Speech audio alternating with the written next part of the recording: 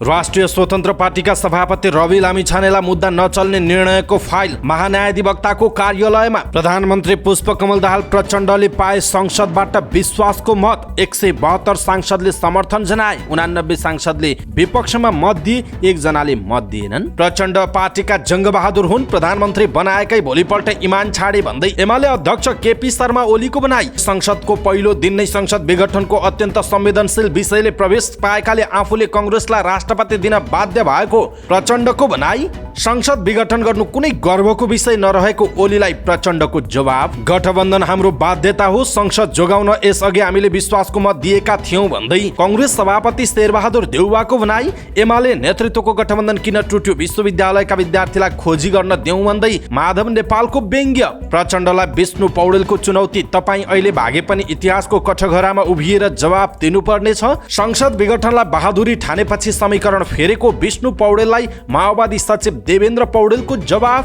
बारा 2, चितवन 2 र तनहुँ 1 मा एकैपटक उपचुनाव हुने। चैतको 20 गते उम्मेदवारी मनोनयनको समय तोकियो। नागरिकको मुद्दामा इमान्दारिता गुमाएको दिन प्रतिपक्षमा उभिने राष्ट्रिय स्वतन्त्र पार्टीको भनाई। गठबन्धनमा असहमति भए पनि निरन्तरताको पक्षमा रहेको जनमत पार्टीका अध्यक्ष डाक्टर सीके राउतको टिप्पणी। जुम बैठक चलिरहँदा महिला कर्मचारीसँग अमर्यादित हरकत गर्ने डिनले दिए राजीनामा। बुबालाई शहीदको सूचीमा राखिएपछि गिरीश गिरीको टिप्पणी। कति नाटक हो यो देशमा भन्दै प्रश्न।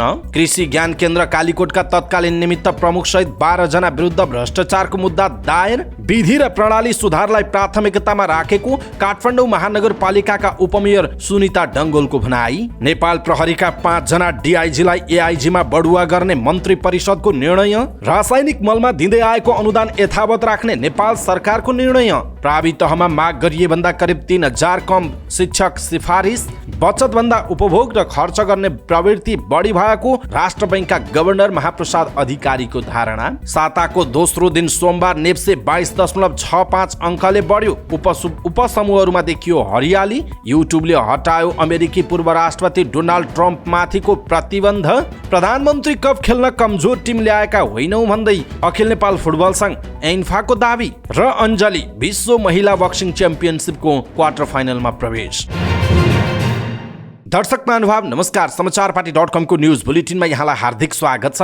म प्रहलाद चन्द्र घिमिरे। सदाको झैं आज पनि हामी उपस्थित भएका छौं आजका महत्त्वपूर्ण समाचार, ब्रेकिङ न्यूज अपडेट लगायत तपाईलाई काम लाग्ने हेर्नै पर्ने महत्त्वपूर्ण समाचारहरू लिएर। हामीलाई अन्तिमसम्म हेर्नुहोला। हाम्रो मेहनतका लागि यो भिडियोमा एउटा लाइक अवश्य गर्नुहोला। दर्शक महानुभाव, पलपलको न्यूज अपडेटका लागि हाम्रो च्यानललाई तपाईले अहिलेसम्म सब्स्क्राइब गर्नु भएको छैन भने कृपया सब्स्क्राइब गर्नुहोस् अनि नजिकै आउने बेल आइकनलाई क्लिक गर्नुहोला। दैनिक रूपमा हेर्नुहुन्छ भने रेगुलर भनेर लेख्नु होला, आज पहिलो चोटि हो भने फर्स्ट टाइम भनेर लेखिदिनु होला। दर्शक महानुभाव, देशभित्र हुनुहुन्छ भने आफू रहेको गाउँ ठाउँ सहर जिल्लाको नाम लेख्नु होला। विदेशमा हुनुहुन्छ भने कुन देशबाट हेरिरहनु भएको छ त्यो कुरा तलको कमेन्ट बक्समा कमेन्ट गर्नु होला। आउनुहोस् दर्शक महानुभाव, आजका महत्त्वपूर्ण समाचार सुरु गरौँ। रवि लामिछानेलाई मुद्दा नचल्ने निर्णयको फाइल महान्यायाधिवक्ताको कार्यालयमा पुगेको प्रसङ्गबाट। उच्च सरकारी वकिलको कार्यालयले पनि पूर्व गृहमन्त्री रवि लामिछानेलाई राहदानीका विषयमा मुद्दा नचल्ने निर्णय गरेको छ। उसले यो निर्णयको फाइल महान्यायाधिवक्ताको कार्यालयमा पठाएको छ। स्रोतका अनुसार लामिछानेलाई मुद्दा नचल्ने रायसहितको फाइल जिल्ला सरकारी वकिलको कार्यालय काठमाडौँबाट उच्च सरकारी वकिल कार्यालय पाटन हुँदै महान्यायाधिवक्ताको कार्यालयमा पुगेको हो। उक्त प्रस्तावमाथि सचिव स्तरीय राय तयार भएको र सम्भवतः महान्यायाधिवक्ता दिनमणि पोखरेल समक्ष पेश हुने स्रोतको भनाइ छ। सरकार वादी हुने फौजदारी मुद्दामा मुद्दा नचल्ने राय तयार भएमा महान्यायाधिवक्ताले गर्ने निर्णय नै अन्तिम हुन्छ। केही दिन अघि जिल्ला सरकारी वकिल कार्यालयमै रहेको रविको राहदानी सम्बन्धी मुद्दाको राय छिटो गरी उच्च सरकारी वकिल कार्यालय पाटन हुँदै महान्यायाधिवक्ताको कार्यालयमा पुर्याइएको हो। प्रधानमन्त्री पुष्पकमल दाहाल प्रचण्डले प्रतिनिधि सभामा विश्वासको मत पाउनु भएको छ। प्रधानमन्त्रीले आफूलाई प्रतिनिधि सभाको विश्वास छ भनी राखेको प्रस्तावको पक्षमा 172 सांसदले समर्थन जनाएका छन्। 89 सांसदले उक्त प्रस्तावको विपक्षमा मत दिएका छन्। 1 जनाले मत दिएका छैनन्। मतदानमा 262 सांसदले भाग लिएका थिए। पुस 10 मा नेकपा एमाले सहितका दलको समर्थनमा प्रधानमन्त्री भएपछि 26 पुसमा विश्वासको मत लिनुभएका प्रधानमन्त्री प्रचण्डले राष्ट्रपति निर्वाचनमा नेपाली कांग्रेससँग गठबन्धन गरेपछि एमाले र राप्रपाले समर्थन फिर्ता लिएका थिए। सरकारलाई समर्थन दिएका दलले समर्थन फिर्ता लिएपछि प्रधानमन्त्रीले विश्वासको मत लिनुपर्ने संवैधानिक व्यवस्था रहेका कारण प्रधानमन्त्रीले 2.5 महिनाभित्रमै दोस्रो पटक विश्वासको मत लिनु परेको हो। सोमबार प्रतिनिधि सभामा प्रधानमन्त्रीलाई नेपाली कांग्रेस, नेकपा माओवादी केन्द्र, जनता समाजवादी पार्टी, नेकपा एकीकृत समाजवादी, जनमत पार्टी, लोकतान्त्रिक समाजवादी पार्टी, नागरिक उन्मुक्ति पार्टी, राष्ट्रिय जनमोर्चाका सांसद र स्वतन्त्र सांसदहरू प्रभु शाह, अमरेश कुमार सिंह लगायतले विश्वासको मत दिनुभयो। नेकपा एमाले, राप्रपा र नेपाल मजदुर किसान पार्टीका सांसदले प्रधानमन्त्रीको विश्वासको मतको विपक्षमा मतदान गरेको जनाइएको छ। नेकपा एमालेका अध्यक्ष केपी शर्मा ओलीले प्रचण्डलाई आफूलाई ल्याएर प्रधानमन्त्री बनाएको भोलिपल्टबाट इमान छाडेको टिप्पणी गर्नुभएको छ। प्रचण्डले राजनीतिक समीकरण फेरिएपछि 3 महिनामै दोस्रो पटक विश्वासको मत दिनु अघि एमाले संसदीय दलको बैठकलाई सम्बोधन गर्दै ओलीले प्रचण्ड नातावाद, कृपावादमा रमाएर एमाले विरोधी गतिविधिमा लागेको आरोप लगाउनुभयो। प्रचण्डले पार्टी एकीकरण गरेपछि टिक्न नदिएको पनि उहाँले आरोप लगाउनुभयो। वामपन्थी सरकार ढालेर प्रतिगमन भयो भन्दै दक्षिणपन्थी सरकार बनाएको उहाँको भनाइ छ। उहाँले प्रधानमन्त्री प्रचण्ड प्रति विश्वास नभएका कारण आफूहरूले विश्वासको मत नदिएको बताउनुभयो।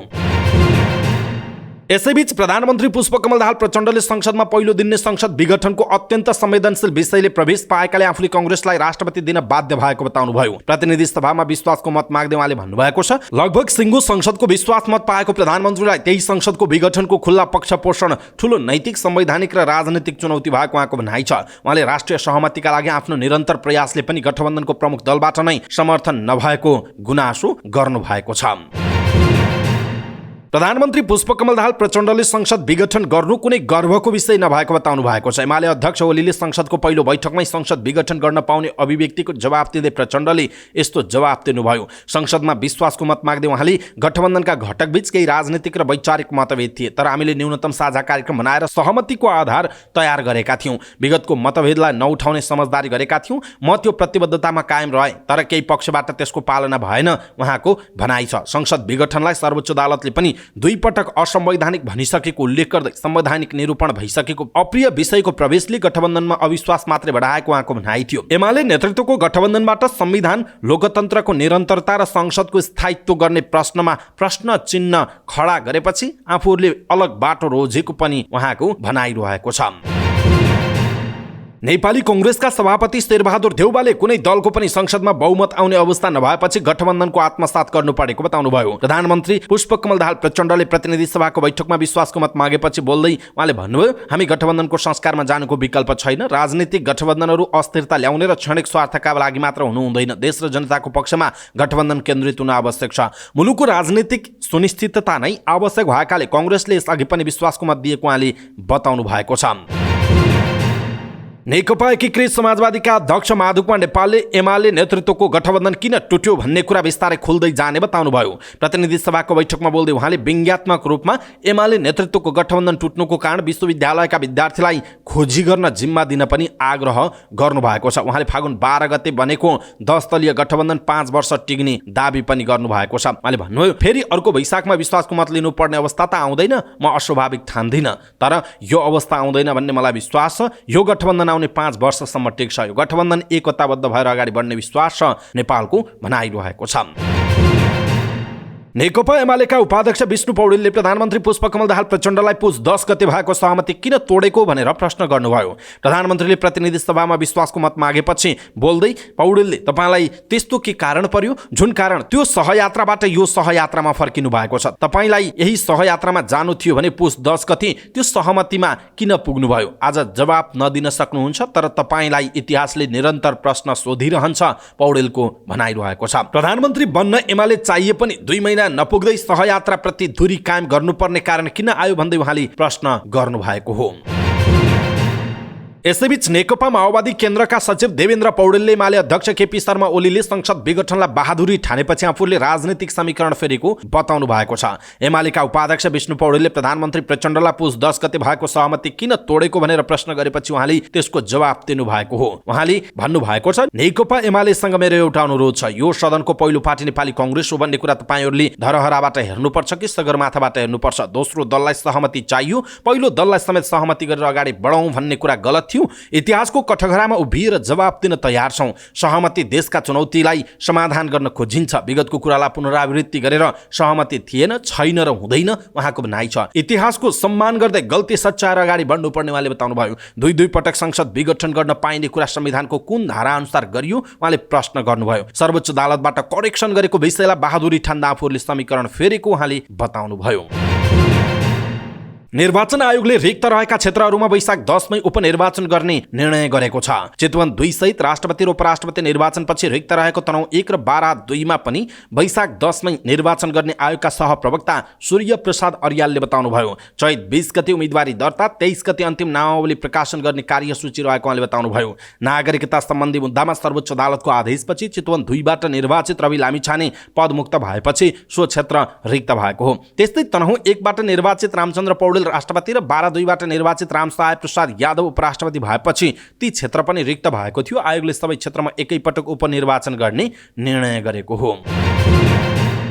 राष्ट्रिय स्वतन्त्र पार्टी रासोपाका संसदीय दलका नेता डीपी अर्यालले न्यूनतम साझा कार्यक्रममा समावेश भएका आम नागरिकका मुद्दा सम्बोधन गर्ने विश्वासका साथ सरकारलाई विश्वासको मत दिने निर्णय गरेको बताउनुभयो। विश्वासको मत लिने प्रधानमन्त्रीको प्रस्तावमाथि संसदमा भएको छलफलमा भाग लिँदै अर्यालले आफूहरूकै जोडबलमा न्यूनतम साझा कार्यक्रम बनेको र त्यसमा आफूहरूका कयौं एजेन्डाहरू समावेश भएको बताउनुभयो। हामी गुण र दोषका आधारमा समर्थन र विरोध गर्छौं। उहाँले भन्नुभयो, सरकारलाई हामीले दिएको समर्थन सरकारले जे गरे पनि ठिक हो भन्ने कबुलियत नामा होइन। नागरिकको मुद्दामा इमानदारीता गुमाएको दिन हामी प्रतिपक्षमा उभिनेछौँ उहाँको भनाइ छ। आफ्नो दलमाथि सङ्कट पर्दा साथ दिएको भन्दै उहाँले नेकपा एमाले अध्यक्ष केपी शर्मा ओलीलाई धन्यवाद समेत दिनुभएको छ। जनमत पार्टीका अध्यक्ष डाक्टर सीके राउतले लोकतन्त्र, गणतन्त्र र संविधानको रक्षाका लागि प्रधानमन्त्रीलाई विश्वासको मत दिने बताउनुभयो। प्रतिनिधि सभाको बैठकमा बोल्दै उहाँले सिद्धान्तविहीन राजनीति र गठबन्धन धेरै समय टिक्न नसक्ने बताउनुभयो। गठबन्धनमा सहमति रहँदैमा समर्थन फिर्ता नलिने उहाँले औल्याउनुभयो। आफूहरू जनताको हितमा केन्द्रित भएर लाग्ने गठबन्धनमा भएको अविश्वासलाई छाडेर निरन्तरतामा जोड दिनुपर्ने उहाँको भनाइ छ। अध्यक्ष राउतले मधेस आन्दोलन, नागरिकता विधेयक लगायतको विषयमा आफ्नो माग पूरा गर्न सरकारसँग माग पनि गर्नुभएको छ।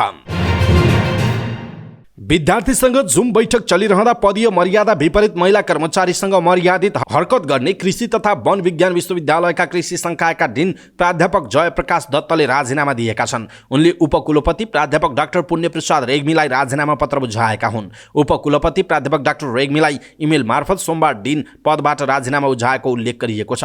उपकुलपति रेग्मीले डिन दत्तले राजीनामा दिएको पुष्टि गर्नुभयो। उहाँले राजीनामा स्वीकृतिका लागि कुलपतिलाई पठाइएको बताउनुभयो। राजीनामामा आफू निलम्बित भइसक्दा पनि सामाजिक सञ्जाल मार्फत विरोध आइरहेकाले राजीनामा दिएको उल्लेख गरेको बताउँदै उपकुलपति प्राध्यापक डाक्टर रेग्मीले भन्नुभयो, उहाँले सामाजिक सञ्जालमा विरोध आइरहेकाले राजीनामा दिएको लेख्नु भएको छ।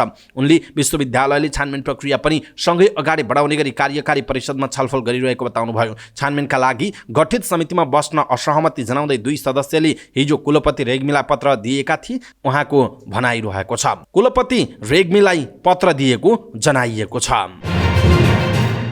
सरकारले हालै माओवादी जनयुद्धका क्रममा मारिएका 8000 जनालाई एकमुष्ट रूपमा शहीदको सूचीमा राख्यो। राजपत्रमा शहीद भन्दै अन्धाधुन्द नाम प्रकाशित गरिएपछि विभिन्न टीका टिप्पणी भइरहेको छ। हास्यास्पद के भने शहीदको सूचीमा माओवादी आफैले हत्या गरेका व्यक्तिको नाम पनि समावेश छ। सामन्ती, शोषक लगायत उपमा दिएर माओवादीले नै मारेकाहरूलाई अहिले शहीदको सूचीमा राख्दा परिवारजनले पचाउन सकेका छैनन्। पूर्व पत्रकार, हाल राष्ट्रिय प्रजातन्त्र पार्टी आबद्ध गिरीश गिरीका बुबा गोपाल गिरीलाई 5 लाख रुपैयाँ चन्दा दिन नमान्दा माओवादीले हत्या गरेका थिए। उनलाई अहिले शहीदको सूचीमा राखिएको छ। यसप्रति गिरीशले सामाजिक सञ्जाल मार्फत आश्चर्य प्रकट गर्नुभएको छ।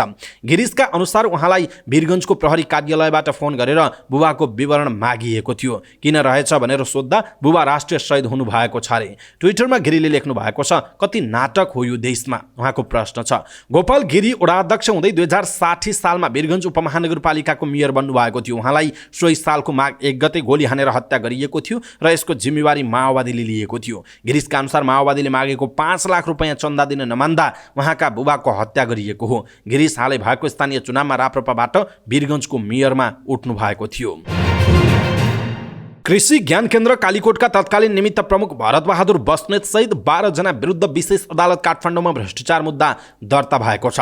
अख्तियार दुरुपयोग अनुसन्धान आयोगले हाल कृषि विकास कार्यालय कालीकोटमा कार्यरत बस्नेत, मूल्याङ्कन तथा छनौट समितिका पदाधिकारी, शिवनाथ कृषि विकास सहकारी संस्था कालीकोटका अध्यक्ष समेत 12 जना र शिवनाथ कृषि विकास सहकारी संस्थामाथि गैर कानुनी लाभ तथा हानि गरी भ्रष्टाचार गरेको दावी गर्दै सोमबार मुद्दा दायर गरेको हो। शिवनाथ कृषि विकास सहकारी संस्था लिमिटेड राजकोट 3 कालीकोटले उच्च प्रविधियुक्त नर्सरी स्थापनाका लागि उपलब्ध गराएको सरकारी अनुदानको पेशकी रकम हिनामिना गरेको कृषि ज्ञान केन्द्र कालीकोटका तत्कालीन निमित्त कार्यालय प्रमुख भरत बहादुर बस्नेत, खाँडा चक्र नगरपालिका कालीकोटका तत्कालीन इन्जिनियर सुमित भट्ट र खानेपानी सिंचाई तथा ऊर्जा विकास कार्यालय कालीकोटका तत्कालीन सब इन्जिनियर गुरुराज सञ्जाल विरुद्ध मुद्दा दर्ता भएको जनाइएको छ।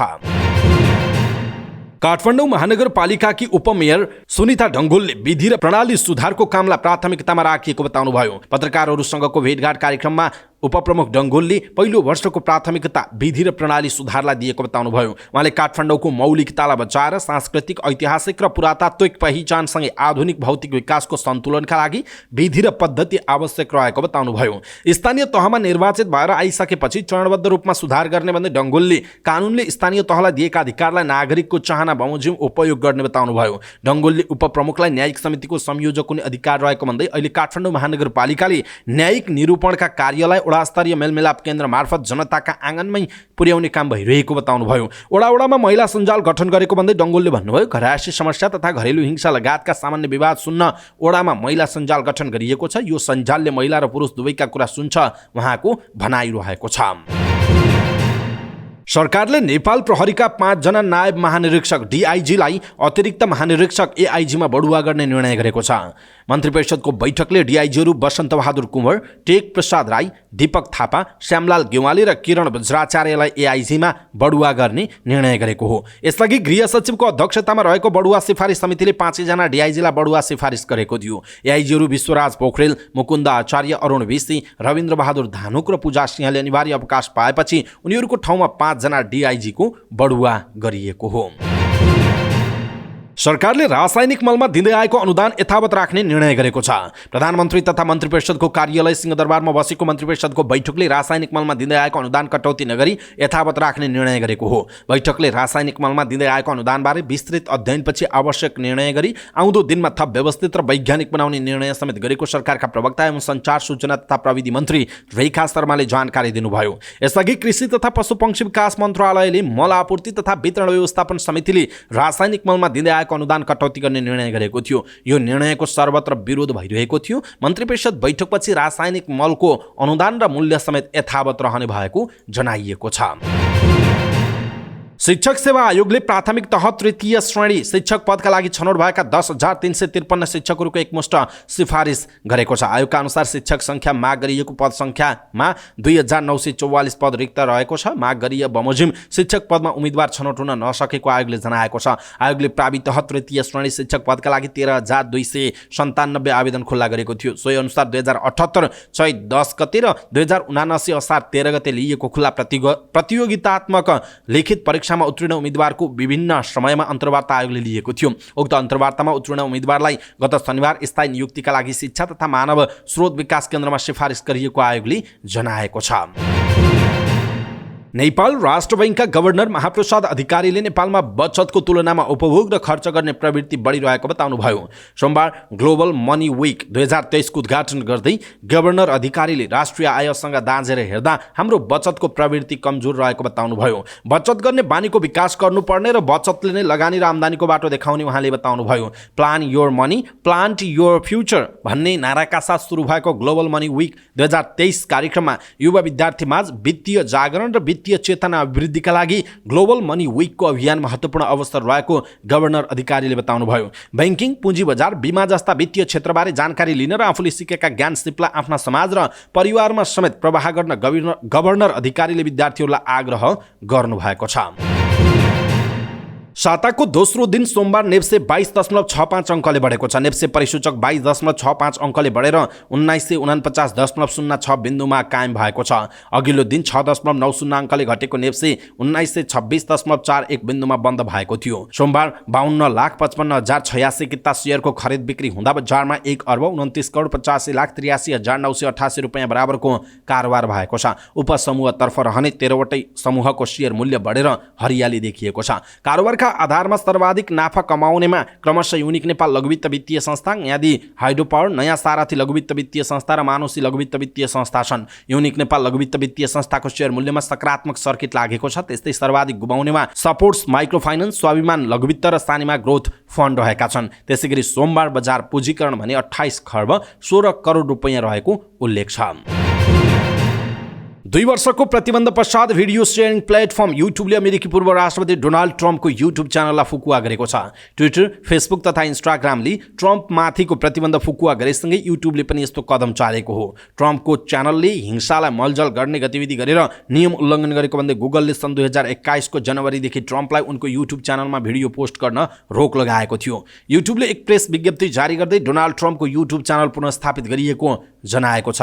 गुगल स्वामित्वको युट्युबले ट्विटरमा लेखेको छ, डोनाल्ड ट्रम्पको च्यानलमा कुनै बन्देज छैन र यसमा आजदेखि नयाँ सामग्री अपलोड गर्न सकिनेछ। साथै अन्य युट्युब च्यानलमा जस्तै ट्रम्पको च्यानलले पनि आफ्ना सबै नियमहरू मान्नुपर्ने युट्युबले प्रश्न पारेको छ।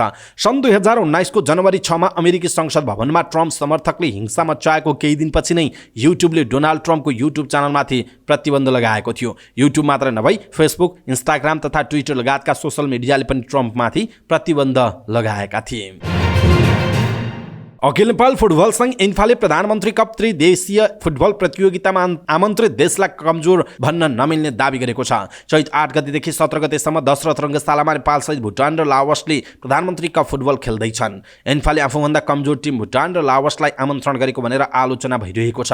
आलोचनाको खण्डन गर्दै इन्फा वरिष्ठ उपाध्यक्ष वीरबहादुर खड्काले भन्नुभयो, वरियताका आधारमा कसैलाई कमजोर मान्न सकिन्न, हामीले कमजोर विपक्षलाई हेरेर ल्याएका होइनौँ, उहाँको भनाइ छ। फिफा वरियतामा नेपाल 175औं स्थानमा छ भने प्रधानमन्त्री कप खेल्न आउने भुटान 185 र लाओस 187औं स्थानमा छन्।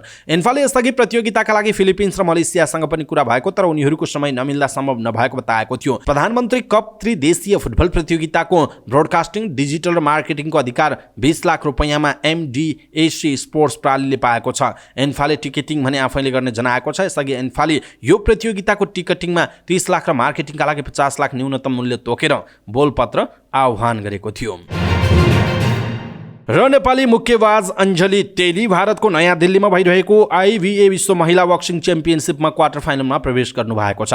महिला 52 केजी तौल समूहमा सोमबार भएको प्री क्वार्टर फाइनल खेलमा अञ्जलीले हाइटीका मारी स्टर्लिङ क्याथरिनलाई पराजित गर्नुभयो। मारी विश्वकै शीर्ष वरियतामा रहनुभएकी खेलाडी हुनुहुन्छ। उहाँ विरुद्ध अञ्जलीले उत्कृष्ट प्रदर्शन गर्नुभयो। अञ्जलीले यसअघि पहिलो चरणमा डोमिनिक रिपब्लिकन खेलाडीलाई पराजित गर्दै अन्तिम 16मा स्थान बनाउनु भएको हो। अब अञ्जलीले एक खेल जितेमा कम्तीमा कांस्य पदक पक्का गर्नुहुनेछ। विश्व च्याम्पियनसिपमा नेपालका 7 खेलाडीले सहभागिता जनाएकोमा बाँकी 6 खेलाडी पहिलो चरणमै पराजित हुँदै बाहिरिएको जनाइएको छ।